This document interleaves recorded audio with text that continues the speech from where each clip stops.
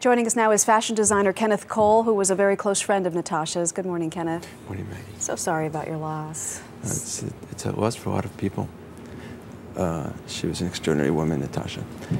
And, but, you know, we shared a commitment to something that was very personal to Natasha specifically, which is the eradication and the advocacy for AIDS, HIV-related issues. Her father died of AIDS, right? She lost her father 1991, and a couple of years later she got comfortable starting to share her pain and her story with other people.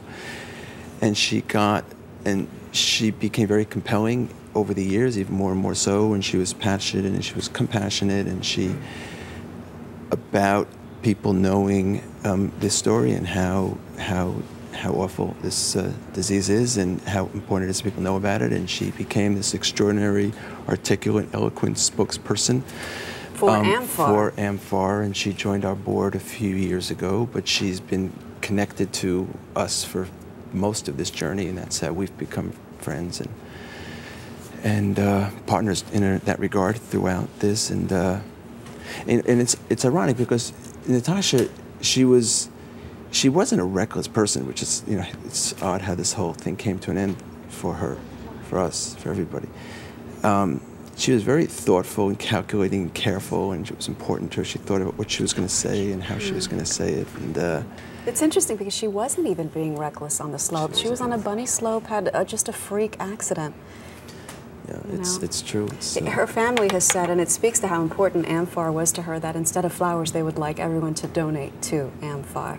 We saw them last night on Broadway. Liam Neeson and Vanessa Redgrave surprised everybody by showing up there. They dimmed the lights in her honor at 8 o'clock when most shows start. I watched this, Kenneth. Look at the pain in their faces. It's just so raw. Yeah, I can't imagine anything worse, anything harder to deal with. I mean, Natasha has spent so much of her career speaking on behalf of others and caring so much about the plight of others, and you know, just feeling the pain she did of her father's passing, and now if others have to live with hers, it seems so unfair. It really does. What's your favorite memory or an interesting story that you can share with us about her? I mean, Natasha, well, she was very excited, by the way, because she was preparing to be on Broadway with her mother for the first time. Right. Which is, they hadn't done this before, and they were going to do this actually, I think, in the end of April. So she was very excited about it, very kind of preparing for it, and very focused on stuff, which is how she was,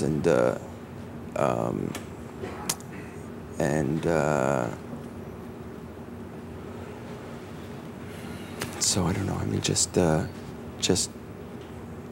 kind of her quirky things and getting ready for events, and kind of it was very Natasha. But we're really, at AMFAR, we feel very flattered to be able to kind of be part of her legacy and to pay this special tribute. And we set up a fund in her honor, Natasha Richardson Fund, and where we can pay a tribute to her through our work and through her passion.